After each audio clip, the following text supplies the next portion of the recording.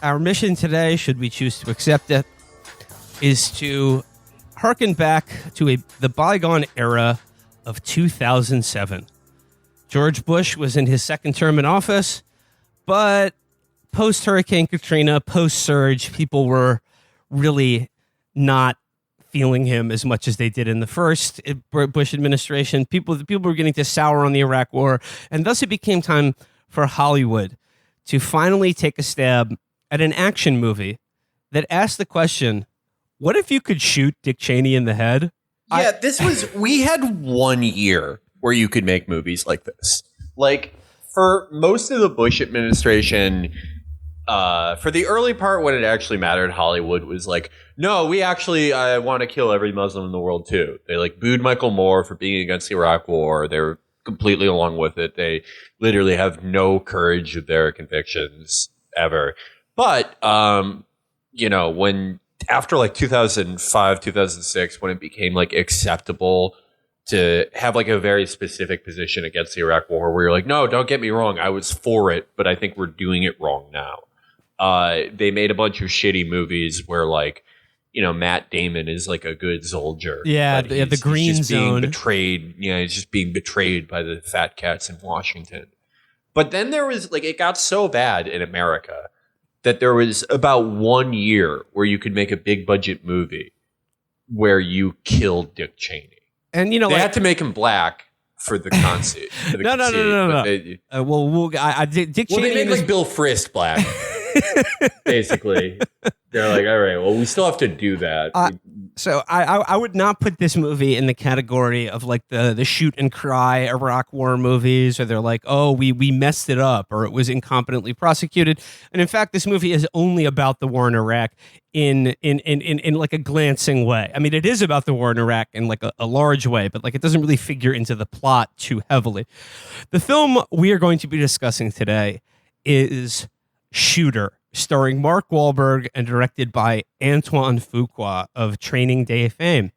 This is based on the everyone's favorite series of books, the Bob Lee Swagger Point of Impact series, which, Matt, you have actually read. Not all of them, but I've read a bunch. I read Dirty White Boy when I was in high school. I saw it on a rack at a grocery store, much as I saw American Tabloid, and I bought the mass market paperback edition. And the very first paragraph of that book, Dirty White Boy, which is tangentially related to the Bob Swagger books, is describing this terrifying criminal, this in a prison who's about to break out, and talking about how he has the largest penis of any white man in the prison. It's a sign of a great book. Yeah. He's played by Mark Wahlberg in this movie. Yeah, but that book actually is that guy with the big penis. Turns out, if you read a bunch more books about in this verse, it really is like a Tolkien-esque world. You find out that he is the illegitimate son of Bob Lee Swagger's father, Earl Swagger, who was an Arkansas state trooper who was assassinated by the CIA from a different book. The Clinton crime family, once again, back at it. But so the Bob Lee Swagger is a Vietnam sniper. He was the best sniper in American history. Killed 500 people during the Vietnam War. And then he comes home and he's all, traumatized. He lives alone in the Arkansas hill country, and he just keeps getting dragged back into escapades and shenanigans. And the first of those shenanigans is a book called Point of Impact, which was made later into Shooter. And it was written in the 80s, and so some of the stuff, the plot details are different, but the basic arc of the story is the same. Yeah. So, by the way, this is that I wanted to find it. We can put it back. We can edit it back in to make it flow better. But this is I found the first paragraph of Dirty White Boy. The first book by Stephen Hunter I read in high school. 3 men at McAllister State Penitentiary had larger penises than Lamar Pye, but all were black, and therefore, by Lamar's own figuring, hardly human at all. His was the doesn't largest count. Yep. His was the largest penis ever seen on a white man in that prison or any of the others in which Lamar had spent so much of his adult life. It was a monster, a snake, a ropey, veiny thing that hardly looked at all like what it was, but rather like some form of rubber tubing. Damn. Well, the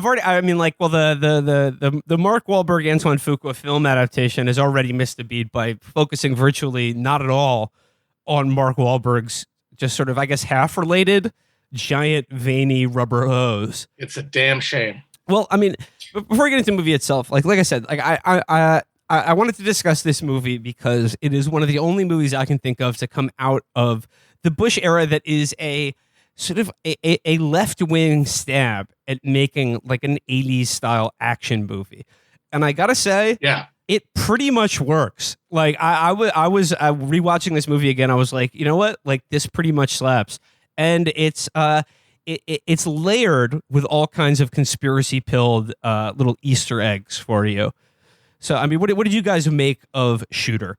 Well, I've always like loved this movie. Like it's probably like the last movie like this we'll ever really see, unless we get to make Loop Jumper, where it is like, yeah, you can enjoy it like you enjoy John Wick, where there is like actually pretty cool action, and it's like for as much as there is a plot, it's pretty fun.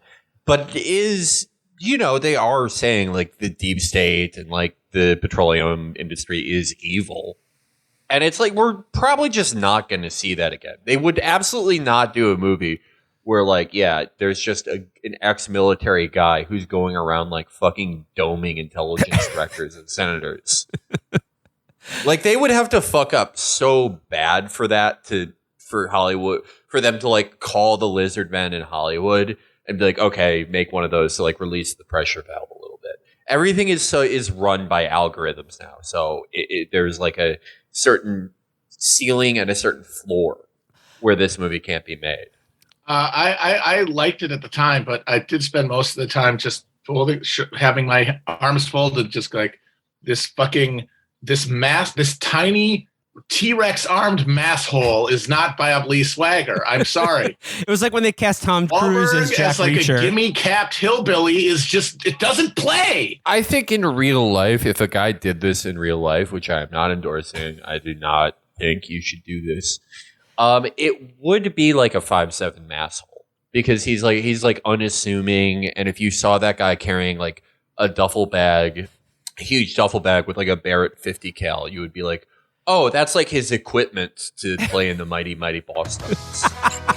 He wants to play some type of like electric harp on a clock tower during the president's speech. That's fine. Well, I'll let him do that. Well, I mean, I do remember when this movie came out.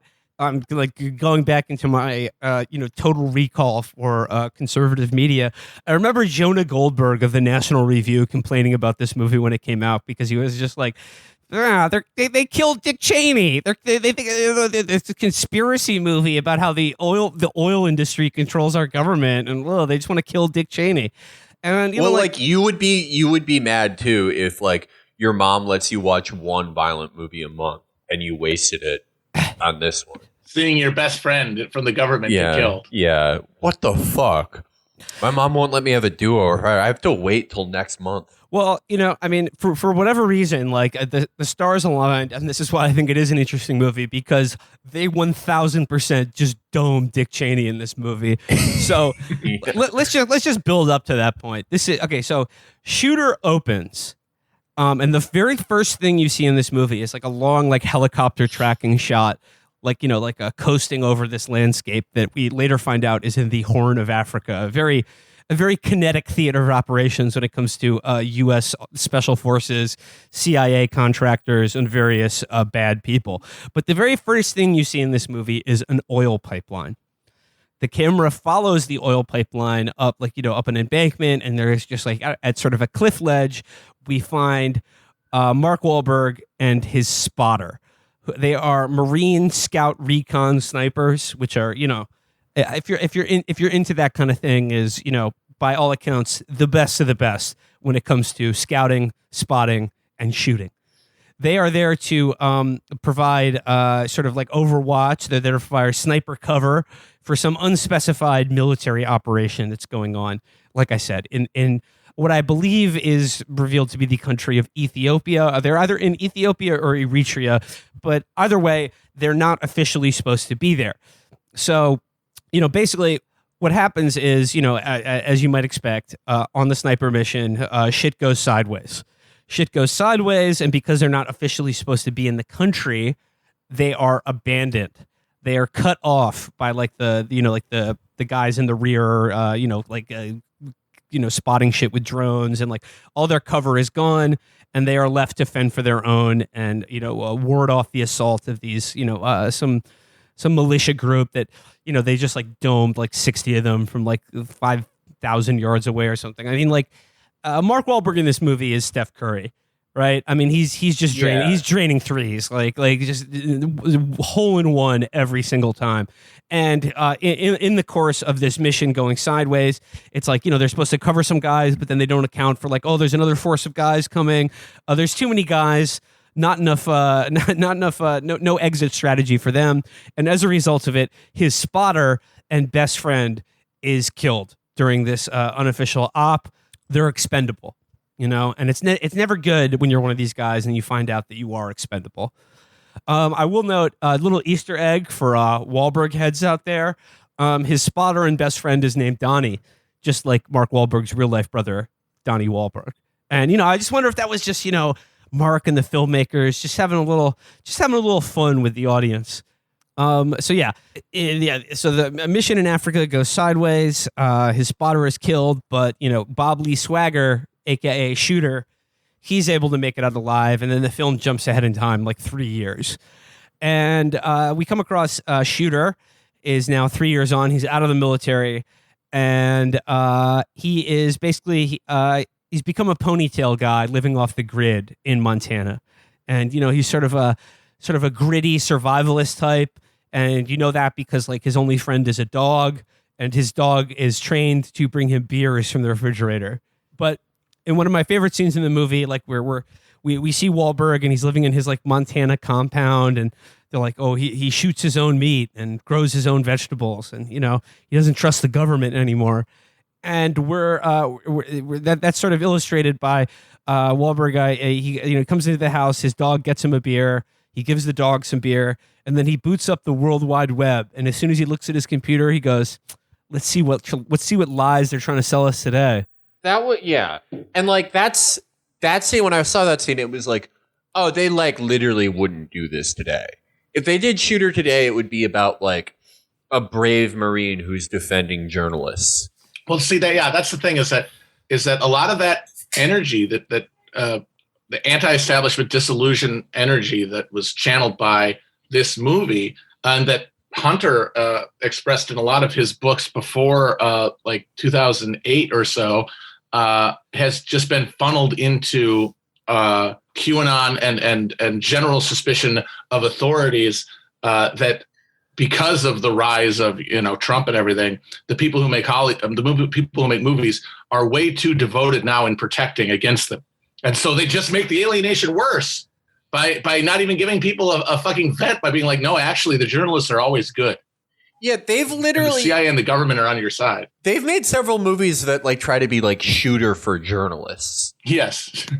There is no... Like, okay, there's definitely like no real-life Bob Lee Swagger, but there's more of a chance of there being a Bobby Lee Swagger, like, former Marine than there is any type of Bobby Lee Swagger journalist. That just doesn't exist.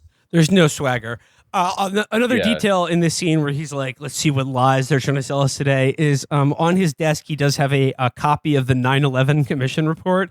Now, is this movie 9/11 pilled?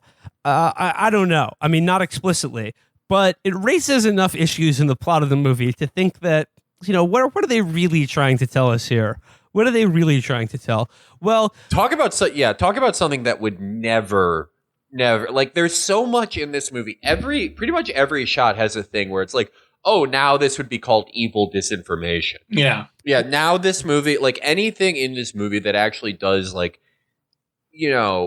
where they're not explicitly saying like, oh yeah, they put thermite paint on the buildings, like something ridiculous like that. But they are saying like, okay, well, think about like what specifically the security state allows to happen. If you did like, this is, now the perspective on these things is like, if you know someone who even says that, you should contact the FBI. That's the popular liberal position on it. Well, Shooter, aka Bob Lee Swagger, does not get much time to lounge in his man cave with his dog friend, because who comes driving up his driveway? None other than Danny Glover. But before he's introduced, and it just cuts to Langley. It's Langley, Virginia. We all know it's our friends at the agency, and it's a bunch of guys sitting around a room, and they've got their file open, and the manila folder is filled with nothing but Bob Lee Swagger. They want him for an unspecified mission, and they roll up his driveway asking him to, come back into the fold. Now, remember during Richard Jewell, we talked about the scene where it's like John Hamm, and as soon as they get your photo on the whiteboard, it's like it's over for you. So as soon as Bob Lee Swagger's photo is in their little dossier, he's fucked. He's fucked. So, and then also, I think it's cool that Danny Glover is the bad guy. He's this like very vaguely associated army colonel who's just like black bag fucking like just like decades long fucking career doing ops for the fucking CIA. I think it's cool that Glover is in this role because, Glover, as far as Hollywood actors go, is about as bona fide a lefty as you can find. And I think Glover had a certain relish playing this fucking CIA colonel character. He had a great time in this role. It is a pleasure every time he's on scene because it's like, yeah, I mean, there are probably other actors that would have done like a pretty good job, but he does a great job because he's like, no, yeah, I uniquely know that the CIA was trafficking drugs, that they're fucking abducting people, that they're doing all this shit. And he really fucking has fun with it. Glover is a great villain in this movie, and essentially, yeah. So like they pull up his driveway. They got like the government fucking black SUVs, and Wahlberg's like, keep on driving. I ain't interested in what you're selling. But Glover buffaloes him by pulling out a Medal of Honor and being like, "Oh, your dad had a Medal of Honor. Check this out. I have one too. Don't you want to hear what I have to say?" And he gets under all of Shooter's natural paranoia, anger, hatred of the government. He gets right under his skin by pulling the old patriotism card. And what he tells him is that they need him to plan the assassination of the president of the United States, not execute it, merely plot out every detail about, hey, if you were to perhaps want to assassinate the president of the United States, how would you go about doing it? Because we have some, unspecified foreign intel that says that there's a shooter in the country and he's going to take a shot at the president sometime over the next couple weeks at one of 3 public speaking engagements that the president is scheduled to do from over like 1,000 yards. And at that distance, there's like 5 or 6 guys in the world who could reliably pull the trigger and hit the target on a shot like that. And Bob Lee Swagger is one of them. So they're saying, we need a guy with your mind to help us get in the mind of this unspecified shooter and help us stop the assassination of the president. And they're like, he's like, do you want to wake up next week and find the president has been shot and killed and you couldn't, if you could have done something about it and you didn't. And Mark Wahlberg says to him, he's like, I don't much care for this president. Don't much care for the one before him either. He's like, he's disillusioned by politics, but he still feels the pull because he is a, hoorah, semper fi, Marine Scout recon sniper. He still feels the pull of that, of the red, white, and blue and the Constitution and the idea that, all enemies, foreign and domestic. Now, for a guy who's already paranoid and like living off the grid and has been fucked over by the government one time before, and whose name is Bob Lee Swagger, just about the most presidential assassin name ever given to a human being, I kind of feel like he, and of course you, the audience, you sort of know what's coming here as soon as he says yes to these guys. Yeah, absolutely. I mean, if people are already referring to you by your 3 names, it's like, what do you think you're going to be framed for, buddy? Yeah, they just tell him you're one of 5 guys in the world who can like shoot a politician from like a mile away, and they're like, oh yeah, just yeah. No, we want you to stop someone from doing that. I'd like to shout out as well. Danny Glover's goon in this movie is played by Elias Koteas, who's a very slimy sort of evil henchman in this movie. And one of the first thing he does is Mark Wahlberg's dog doesn't like him. And Elias Koteas, being a consummate Fed, as soon as you see Wahlberg's dog, he just starts reaching for his sidearm. Yes, there are so many great character actors in this movie. Like, if you were making a movie, possibly inspired by this movie about a time traveling Bob Lee Swagger, you would just go down the IMDb for this movie. Yeah. So, and I think interesting. One of the things, like when they're Wahlberg initially, Shooter initially says no to them. He's like, I don't want nothing to do with the damn government anymore. And as they're leaving in the Fed black SUV, Elias Koteas is like, oh, like the guy turned us down, and Danny Glover's like, oh no, he said yes, he just doesn't know it yet. And what he says is that Shooter Bob Lee Swagger has basically if you look at his file, he's a man with a history that says duty, honor, and patriotism. But because of the incident in the Horn of Africa, where duty, honor, and patriotism led to, having his friend be killed and him betrayed, when you lose that sense of that system of belief, when that collapses, you don't know where to turn to or what to do. Well, when you become vulnerable like that, you certainly make an interesting target for men like Danny Glover and the agency to, let's just say, fill the void where that sense of honor, duty, and patriotism once was. So, of course, Shooter Bob Lee Swagger is going to come out of retirement, and he is going to help Glover and his team stop this supposed assassination of the President of the United States.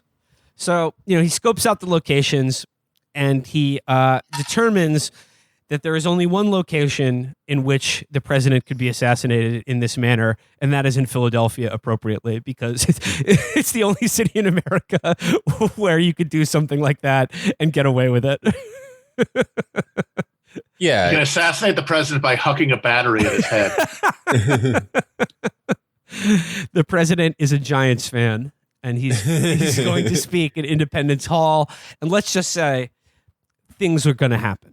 So, this whole time, the president shows up, but speaking before the president is the Archbishop of Ethiopia, and this is sort of like a Desmond Tutu like character. And but before he gets on stage, we are introduced to Michael Peña's character, who is an FBI agent who's just on the scene. He's there to work the president being in town, and of course he's going to become a main character in this movie. But here's the first big conspiracy Easter egg in this movie. So while Wahlberg is set up with Danny Glover and Elias Koteas and all the CIA guys at their little Overwatch position, and they all have binoculars, and he's like, the shooter's loading the gun right now. We got to take him out. Where's the police? What's going on here? They bring in a local Philadelphia police officer who's their man on the scene. And he's this sweaty fat guy who's already nervous. His gun is already unsnapped, which Wahlberg clocks instantly. The name of the Philadelphia police officer, I don't know if you guys caught this, is Officer Timmons. Now, if you can tell me that this isn't an absolute reference to Officer J.D. Tippit, the officer and probably cutout and handler for Lee Harvey Oswald, who was killed by him, hours before Oswald was arrested in that movie theater. I don't know. I got a bridge to sell you. I've got a presidential assassination plot I'd like you to plan for me. So we've got Officer J.D. Tippit, who's like, it's an honor to meet you. It's an honor to meet you, Shooter. And, he's sweaty. Oh, Eagles. He's sweaty. Something's up. And then, as it gets closer to the president taking the stage, Wahlberg's he's like, what's the matter? We got to arrest this guy. He's the shooter. What's going on? And then, of course, Officer J.D. Tippit shoots him in the back right after, not the president, but the Archbishop of Ethiopia gets fucking his wig split. And he's standing he's standing next to the president. So it is interpreted as a failed assassination attempt on the president. But Archbishop of Ethiopia, he is no more. And Wahlberg in the book, which is written in the 80s, it's sort of an Oscar Romero type Catholic prelate from Central America. Right. Well, I mean, again, you was when we were just going to town down there. It was basically about the El Mozote massacre. The book was. Well, the massacre that this movie's about, like I said, takes place in the Horn of Africa, which is, very fitting for both, the time this movie came out and now as well. The Horn of Africa is like one of the biggest theaters of like covert involvement for U.S. Special Forces, the CIA, et cetera, et cetera. So the Archbishop is assassinated by an unknown shooter. But like instantly as that happens, Officer J.D. Tippett attempts to, snip those loose ends and kill shooter Bob Lee Swagger. But how could you fucking miss? He is not. Come on. This guy's a Philly cop. He's not a good shooter. He's fucking. No. He's sweating cheesesteak. He fucks it up. Swagger gets away and is immediately the subject of like a nationwide manhunt. There's actually like the scene of him getting away. I thought was really well done because there's like 10,000 helicopters in the skies over Philly looking for him. They're all like sweeping around. It's like all very well filmed. And also what I appreciated about this scene and this whole sequence is that it really does take seriously like how bad it is to get hit with even 2 like small caliber bullets in non-lethal areas. Cause like he has to run away, steal a car, and then like do surgery on himself. And what I liked about this movie is that it showed that there are like 3 different stages of him doing self-suck on himself to like not bleed to death. And I thought it was like a pretty realistic, pretty high stakes sort of like it was a very taut scene of him having to escape and also not bleed to death from his various gunshot wounds. But he is only able to escape because in fleeing the scene of his setup, he comes across Michael Pena, who's just this dipshit FBI agent fresh out of the academy, just going like, woo, like all good, checking in here. And Wahlberg, of course, immediately gets the drop on him, steals his gun, handcuffs, and car, but not before telling him, and this is the only person he gets a chance to talk to, this lonely FBI agent played by Michael Pena. He says, it's a setup. I didn't shoot the president. So he is able to escape Philadelphia. And is now which is all the most heroic thing he does in the movie. Get out of Philadelphia. Yeah. They were gonna make him dress up like Gritty and Crump. They framed him. They were like, you have to say that Gritty's socialist. Say that you tried to kill the president. And he was like, no. He fucked around and found out. Yeah. No, he's bleeding. He needs to get off the streets. There's only one where to go in Philadelphia. That's Baltimore Matt's house. If you want to remove a bullet from you and maybe take a leak. Yeah.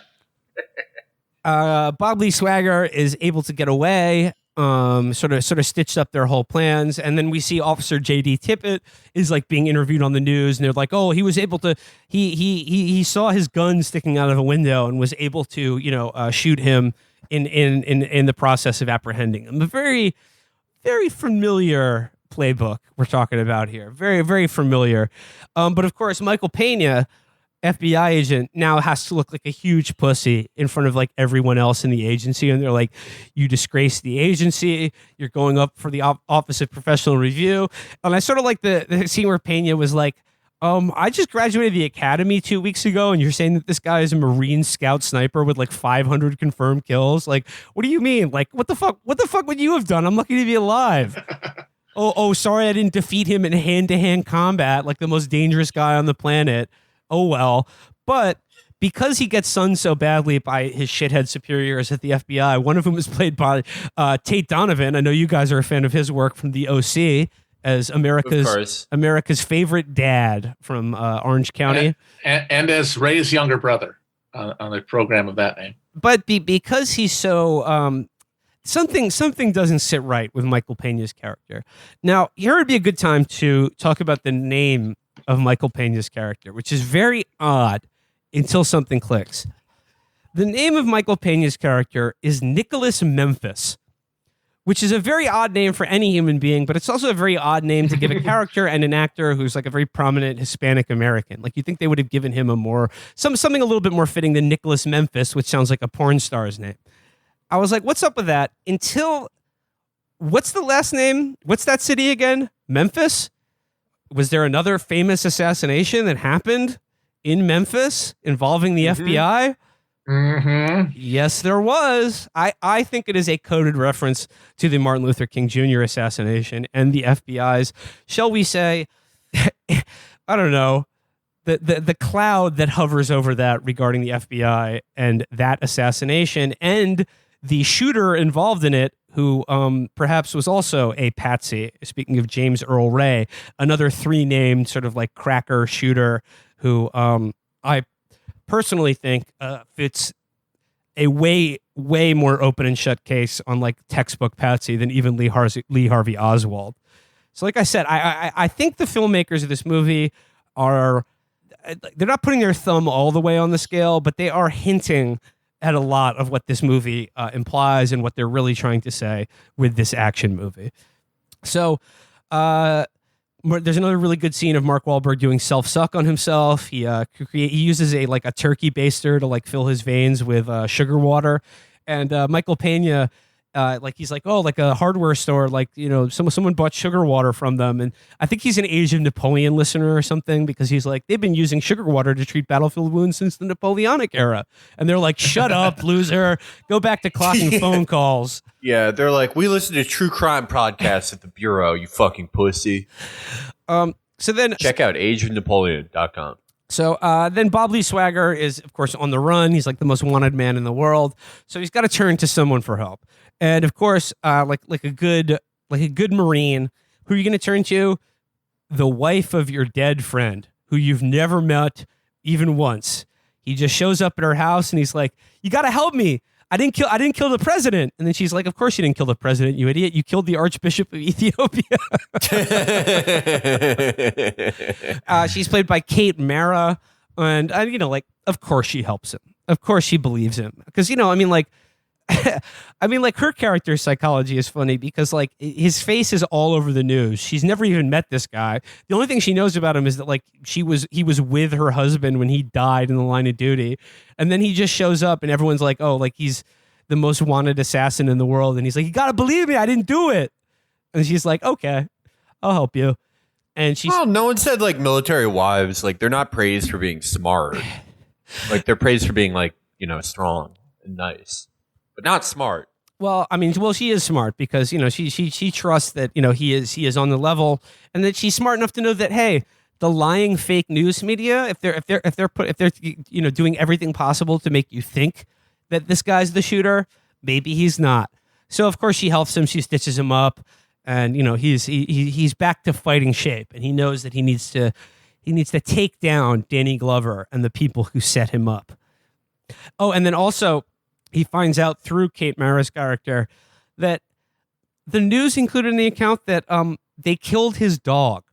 The dog that he trained from birth to fetch beers for him from the fridge. Elias Koteas made good on his threat and killed Mark Wahlberg's dog. And then it planted a news story about like he even killed his dog because he knew he wasn't coming back. And now it's like, okay, if these people weren't marked for death before, come on, just dig your own grave right now, homie. You played yourself. They killed his fucking dog. This is like John Wick gets a lot from this movie. And, they basically do John Wick. But whereas John Wick is like in service of like lore about a secret hotel, this is about the deep state.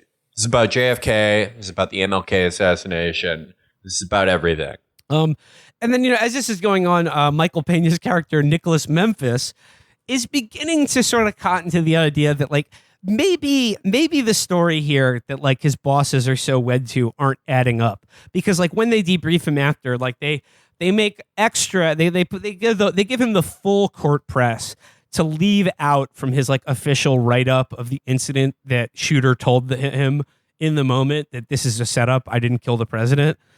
And then he begins to notice things like how come is it that our FBI field office had like every single piece of information about Bob Lee Swagger like 20 minutes after he supposedly pulled the trigger? He's like, he's getting conspiracy pilled on what's going on here, and the fact that and like he figures out that like Mark Wahlberg is like the best sniper in world history. So like, how could he miss a shot by 2 feet? It doesn't make sense. It doesn't make sense. So I mean, he begins to. Pena and him, they become allies. And they become allies because shooter Bob Lee Swagger uses him as bait to like lure the deep state assassins out of the muck, because they know they're looking for him and he's got to get them to show themselves. So he does that by exposing Michael Pena to their scrutiny or whatever. And they abduct him. And in probably one of my favorite details of this movie, they abduct him, they torture him and interrogate him to like, get what he knows about their plot. And then they, I swear to God, I've never seen this in a movie before or since. And it's another one of those things that like really make you go, They break out this like bizarre saw type contraption to get him to shoot himself in the head. It's like a neck brace and like an arm. It's like an arm crank, like neck medical device that like pulls your hand towards your head with a gun in it and then makes you pull the trigger so that forensically it will look like you pulled the trigger on yourself. And the guy's doing this. Yeah. The guy's doing this to him and go, it's not the first time we've done this. It works. And I was just sort of going, interesting. I know. I remember the first time I saw that, I was like, "Damn, that could work." Is that a device? Is that a real thing? I was like, "This makes sense." I was like, "Fuck!" I was just like going through my head of like all these people just shooting themselves in the head when they're like very close to being interviewed for conspiracy-related cases. It's a very common thing that happens. But but before they can use the suicide device on Michael Pena, of course, this was all just bait, because shooter Bob Lee Swagger domes like 6 guys with a .22 caliber rifle from a canoe he's sitting in. That's how good a shooter this shooter is. So then him and Pena team up. He's got a new spotter now.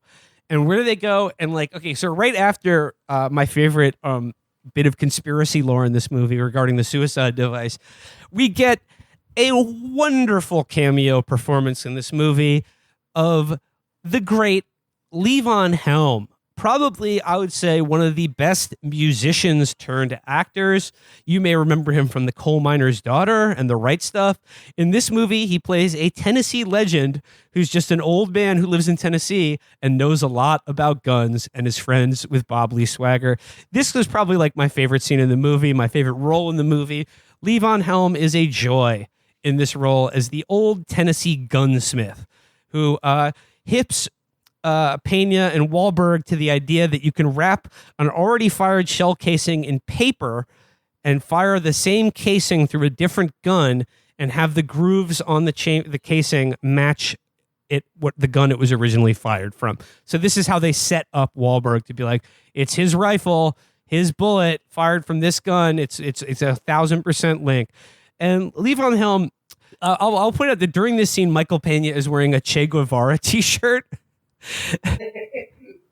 and there's a great line where Levon Helm says of the government and the media, he said, they also said that artificial sweeteners were safe and WMDs were in Iraq and Anna Nicole married for love. And then he says that like this is the way it always works in a That's how conspiracy. Conspiracy works. Them boys on the grassy knoll, they were dead within 3 hours.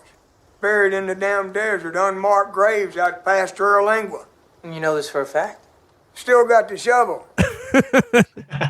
This is definitely the most Stephen Hunter part of the movie. He also loves gunsmiths. He loves anybody who's good making or firing guns. In fact, he has a really insane book called Pale Horse Coming about Bob Lee Swagger's dad in the 50s liberating a prison in Arkansas that's being used to test nuclear syphilis on black inmates. And he does it with the help of a Dirty Dozen team of famous gunsmiths, all of whom are based on real guys. That sounds He's like an fucking absolute awesome. weeb for guns. Yeah, that Wait, sounds sick. Can we buy the rights to that movie? Can we buy the rights to that book? It's all no. I'm sorry. It's Gunsmiths and then a thinly veiled Audie Murphy. That fucking owns. God damn. That's so fucking sick. testing radioactive syphilis on African American inmates in the Arkansas prison system. I mean, not too much of a stretch.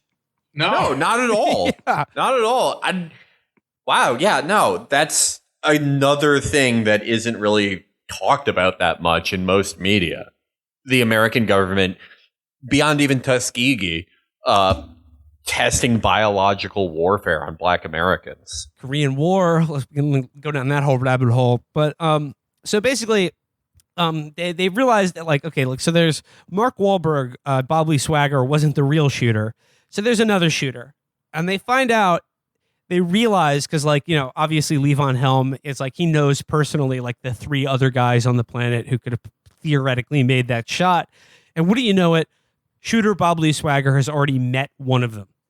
And it's a guy you wouldn't think because there's this is played by character actor Rage Sherbega, who you may remember from Snatch and Eyes Wide Shut as the guy who tries to pimp out his daughter to Tom Cruise. But when this guy shows up in the movie, he's the bad guy.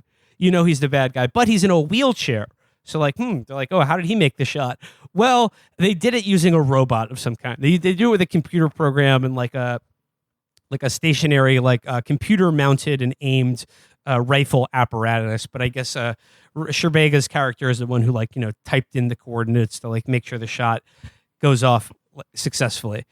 So he becomes the focus of now the deep state and Danny Glover and now Ned Beatty, who's introduced as Ned Beatty, R.I.P. to another legend.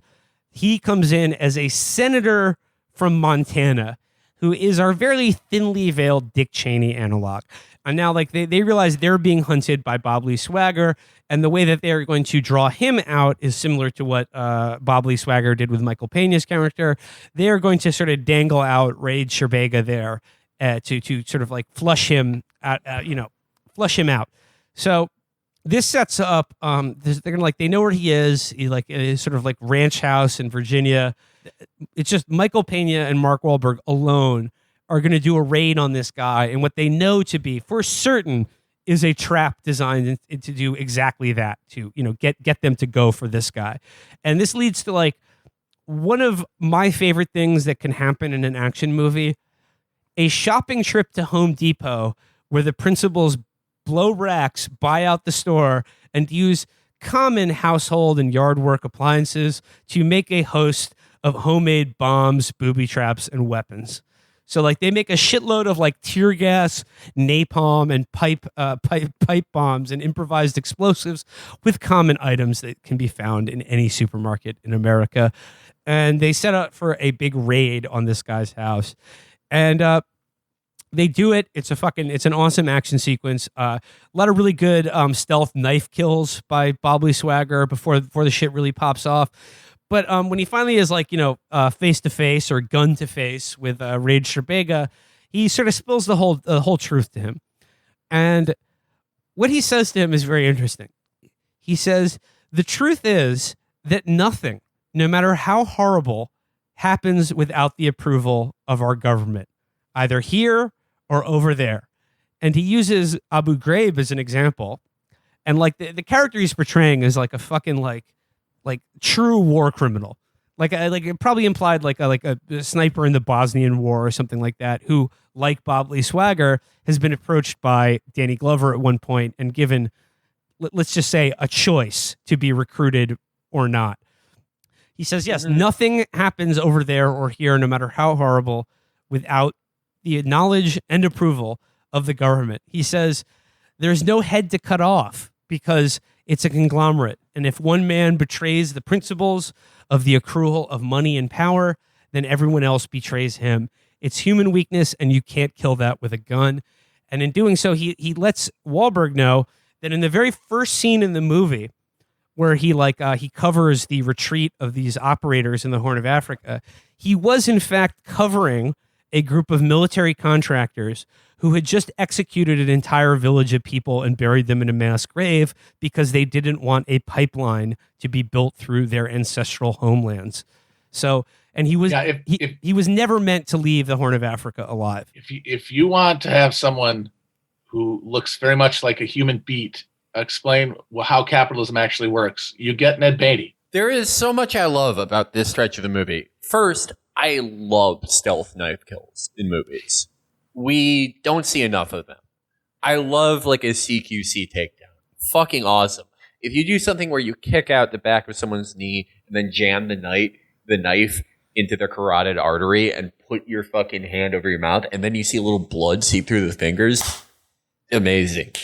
But yeah, again, this movie's dead on because a lesser film and a lot of lesser films that follow this movie's they're in this movie's general sphere, it would be like, oh, there's one big guy. You know, we have to take down the big fucking Dick Cheney guy.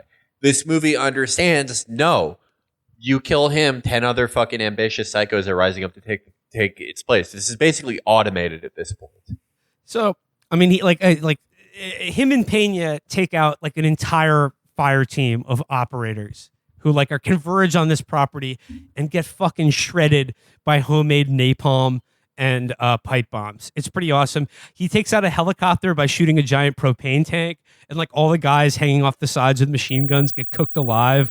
It's pretty hard body. It's pretty hard body. That scene, them getting cooked in the helicopter, it felt like the filmmakers were saying this is payback for Waco. To specifically kill them that way, like fucking tight. So, I mean, like, you know, we don't have to belabor too much. This all leads to the final showdown because, of course, Danny Glover and his minions have connected Kate Mara's character to Bob Lee Swagger, and they, of course, kidnapped her.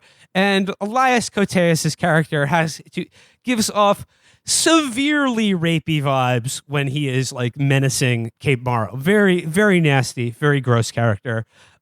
She is their hostage now, and if Bob Lee Swagger would like her back alive, then they have to arrange a sort of a handoff of the evidence that Bob Lee Swagger has. He recorded Rage Sherbega when he was talking about their plan the atrocity that they committed in Ethiopia on behalf of sitting U.S. Senator Ned Beatty.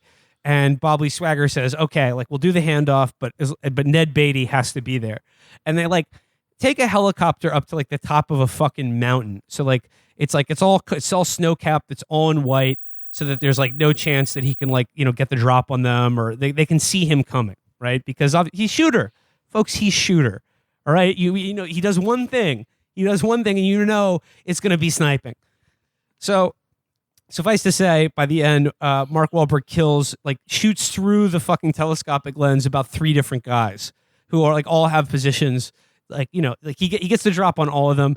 Elias Koteas' character has one of the best movie deaths that I've seen recently, where he's got a shotgun to Kate Mara's back, and he's like, "You got no shot, Shooter. You got no shot." And then Mark Wahlberg then shoots his hand off. His hand is on the trigger. He shoots him with like a 50 caliber bullet and like explodes his hand, and then shoots his arm off after that. So Elias Koteas is like, he took the shot. He's like, you took the shot, Shooter. You did good. Ha ha ha. And then he fires another shot, and his whole arm just gets blown off his body. This is where Modern Warfare 2 took you shooting off that guy's arm. I'm convinced. Because, you know, again, a lesser movie would just show like the exit wound of like, you know, 45 at most. This is a movie that will show, using a Barrett 50 cal, using anti-material rounds, to literally explode body parts. Amazing. Would not happen today. This happens today. Shooter is like, he finds some ancient relic and shoots lasers out of his fucking hands. And even if he did do it, god damn it, you know it would be CGI. Yep. It would look like dog shit. This is a very good effects, baby. Very good bloody stump. Fucking just meat flying off this asshole. So of course, this is why whenever I go on a Hinge date, this is the movie I watch with girls wordlessly. They don't make them like this anymore. So of course, you know, just kidding. I only do that with Casino. So you know, Shooter, of course, reveals his position. It would seem that they have now, you know, they're holding all the cards when it comes to Ned Beatty and Danny Glover. But you know, Shooter is no dummy. What he does, he burns the evidence that he has, the tape recording, because he's like, this is too hot. There's nobody like the evidence that's on this tape is so damning that there's nobody we can give it to because it'll just mark us for death. Like the FBI, nobody's going to help us with this shit. Destroying it is like our only like if for me and Kate Mara and like the people we love, this is our only real protection is destroying this evidence. I mean, I think the kind of the opposite would be true. I would probably hold on to a copy of that recording. But Ned Beatty, of course, like, you know, very network-like, has this monologue at the end of the movie on the top of this mountain where he's like, he says to Gunny, he's like, Gunny, listen, boy, there are no sides. There are no Sunnis, no Shiites, no Republicans, no Democrats. There's just the haves and the have-nots. And do you want to be at the table with the haves, or do you want to be on the outside looking in? There's only so many places at the table, Gunny. Now, are you on the inside, or are you on the out? He's like, I'm a senator, boy. Let me tell you, I'm going back to Washington, D.C. And he, like, you know, sort of trundles off back to his helicopter. And Danny Glover's like, guess what, Shooter? I won. You lose. Once again. And so, like, seemingly at the end of this movie, Danny Glover and Ned Beatty get away with it. And Mark Wahlberg is taken into custody, but he is given a chance to have, after he is arrested for assassinating the Archbishop of Ethiopia, or an attempt on the life of the president, he is taken into custody and then given a private audience with the Attorney General of the United States to plead his case. And he's in he's in the orange jumpsuit. He's shackled. And he's like, do you mind uncuffing me? And they're like, yeah, sure. What's the worst that could happen, right? Yeah. They unshackle him and bring in his like huge Marine sniper rifle, the one that he allegedly took the shot that killed the Archbishop with. And Michael Pena hands him a bullet, of which he then loads into the breech of this gigantic sniper rifle in a room with the Attorney General, loads it, points it at Danny Glover, and pulls the trigger. But it does not go off. Why? Because as an accomplished and responsible gun mage, Mark Wahlberg, when he left to do the sniper mission, took out all the firing pins on all of his weapons, as he normally does when he leaves his compound for any amount of time. I mean, come on, you're not just going to be leaving Marine sniper rifles around for just anyone to use. And with that amazing demonstration, that is enough for the Attorney General to be like, well, you can leave. You're a free man, which I thought was, you know, perhaps one of the more unrealistic parts of this movie. Do you think it was an allusion to John Ashcroft sort of passively being against warrantless wiretapping? I think more than Probably anything, not. it's proof that there is a limitation to this kind of storytelling in mainstream movies, because you need to have the hero not get fucking murked, you know? Mm-hmm. You need to have some sort of satisfying, vindicating ending. And that means that you have to, at the end of the day, appeal to the same institutions and standards and laws that the whole movie has spent its runtime telling you are all fake. Well, yeah, I do think that, like, this is very rooted in the time that there is still, like, I saw, you know, you would see people who were, like, full-on 9/11 truthers who would still, like, talk about how they had a, you know, little pocketbook of the Bill of Rights. This is, people would go very far, you know, the much beloved based liberals of the past, but there was still, like, this love of America and this belief that if you just worked hard enough, the rules would work for everyone. That's what that type of Oliver Stone liberalism is. It's like, it's not we have to totally redo the system. It's like, no, the groundwork's great. We just have to apply it to everyone. And also, like, narratively, I do like it, though, because it's like he's gone through all this, not to change anything, not to really change the world, but this is what you have to do to make the government leave you alone if they've decided that you'll be patsy. Yeah, and the Attorney General tells him, he's like, look, I don't like the way this shaked out any more than you do, but, you know, this isn't the Old West anymore where you can, you know, clean up the streets with a gun, even though sometimes that's exactly what needs to be done. And this is, of course, after he's given evidence that, you know, Danny Glover, i.e. the U.S. government, did a war crime in Africa, like filled a mass grave with fucking men, women, and children so they could build a fucking oil pipeline. But what he says is, look, this isn't the world court, and I don't have the authority to prosecute Danny Glover for what he may or may not have done overseas. And then, of course, Glover, with his like shit-eating smile, slides out of the room before telling Bob Lee Swagger, shooter, I win again, you lose. And then it's like, oh, wow, is there no justice in this world? Well, the next scene is they're at Ned Beatty's fucking like hunting lodge in Montana, and they're all having cigars and brandy around the fireplace, going, gentlemen, to evil. And they're like, they're like, I would have loved to see the look on his face when you said that you could kill anyone you want in Africa and there's nothing he could do about it. And then like Ned Beatty literally says, the truth is what I say it is, boys. And then they're like, okay, you're getting on a flight tomorrow. There's the situation in Ecuador with the locals that needs your attention, Danny. And then he's just like, well, the situation is solvable as always. And they're yucking it up. They're having a great little victory party for themselves. But come on. You know what's going to happen. You just hear that tink of a glass. You hear that little glass shatter. And yeah, it's a sniper rifle bullet coming straight through the window, fucking taking out all their goons. Because it's just Mark Wahlberg, the Attorney General, was like, boy, it would be a shame if someone took the law into their own hands with a gun and did what did what I wish I could do. And it's Bob Lee Swagger, shooter, doing exactly that. He fucking shoots Danny Glover through the throat with a rifle. One of their other lackeys, who's he just shot in the leg, is just like, wait, it wasn't me. I just work for them. I'm not responsible. Domes him in the head. And then probably the last line of the movie is great. Ned Beatty is like, no, wait here a second, boy. No, wait here a second. You don't understand. I'm a sitting United States senator. And Bob Lee Swagger goes, exactly. And then just domes him with a 45. And like, yeah, they won't make this movie unless there's like a thing where like people in office jobs can't access like enough drinking water across the country and not just in America. That won't ever be in a big budget movie again. And that's why if you look at Stephen Hunter's books, and they kept getting weirder, and I think you can really trace the alienation of like people who are broadly, fixated on like these notions of American heroism and competency, but who are also alienated from the government. They're going from being sort of generalized anti-establishment types, the way that Hunter wrote in the 80s and 90s, to being more like hardcore conservative ideologues as over time.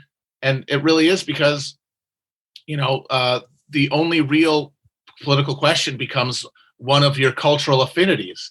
And things like being a badass who really likes guns is coded in such a way that eventually, if you are like that and that like you care about that stuff, you kind of get trundled into, even if you don't want to, into being a conservative. So one of Hunter's more recent books, I think from 2011, is called Soft Target.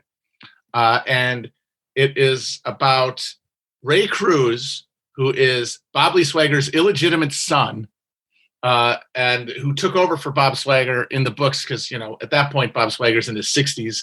He can't be doing all the real hardcore action stuff. He's in the Mall of America when it gets attacked by Somali Muslim fundamentalist terrorists who start just shooting the place up. And he has to just go die hard on them.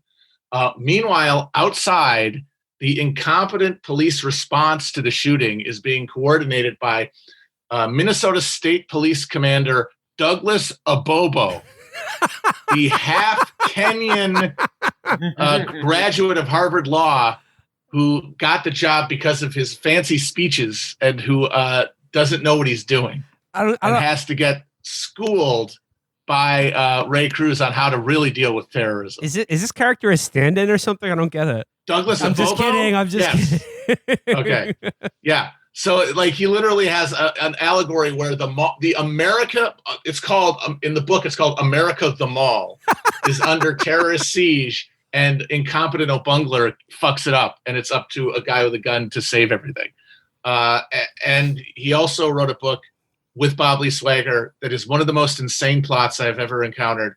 It's about a Yakuza boss who is in charge of like a lot of the pornography in Japan, who is seeking to possess the actual katana that was used to kill the bad guy in the legendary 47 Ronin tale, the real life version, so that he can wield the influence of it to take over the Japanese pornography industry and prevent American actresses from being used in it.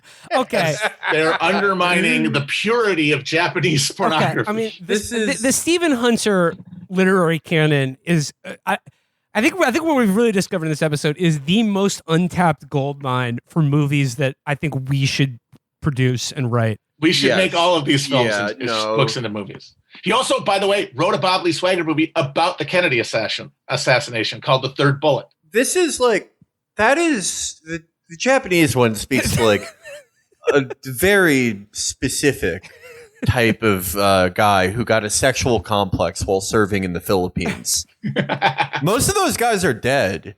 You know, most of the guys who like, they were like either like before Vietnam or like right after, where they like, you know, they're like, as Matt said, sort of like vaguely distrustful of the government, army veterans or whatever. And like the main thing they picked up from their military service is like generals are stupid and they're like obsessed with Filipino women. Or they're obsessed with Korean women or Japanese women. Most of those guys got heart conditions. They've passed on. But going back a little bit, the sad thing, about all this is that, like most of the guys that the books were for, they got folded into Trump world. Just like how Alex Jones got shittier after Trump, because it's like, oh, he's just like, he's running like a form of PR for like the Republican frontrunner and then president. But the film version of this, it works twofold. The type of liberal that was, you know, ambiently distrustful of intelligence agencies and shit, and like, you know, as we've long talked about, did a very good job of identifying the problems, not such a good job of identifying the solutions. Yeah, they just became MSNBC viewers. Suddenly they love John Brennan. You all get you get rolled into one thing or the other. Yeah. Yep, and that means that that all of that current can only be expressed culturally by doctrinaire, like explicitly reactionary stuff now. Like there's no place for a disillusioned sniper to find out that the world is bullshit. Yeah. I'm still a little bit left sort of speechless by the power of the idea that a Yakuza boss would seek out the legendary blade of the 47 Ronin like it's the spear of Longinus or something. Yes. It will give him the power to prevent Jenna Jameson from taking over the Japanese pornography industry with her buxom blonde assets. It's degenerate. Letting the blue-eyed devils into the porn industry is the death of Japanese honor. Well, what I would say about this movie about the death of American honor is that, again, like back to that last scene where he says, "I'm a sitting U.S. senator," and then Bob Lee Swagger says, "Exactly," before fucking putting a bullet right between his eyes.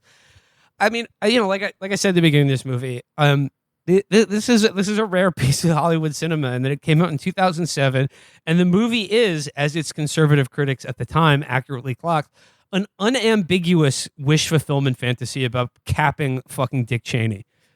Unambiguous. I mean, there's a scene on the mountain where Ned Beatty's character literally says, "This is a country where the Secretary of Defense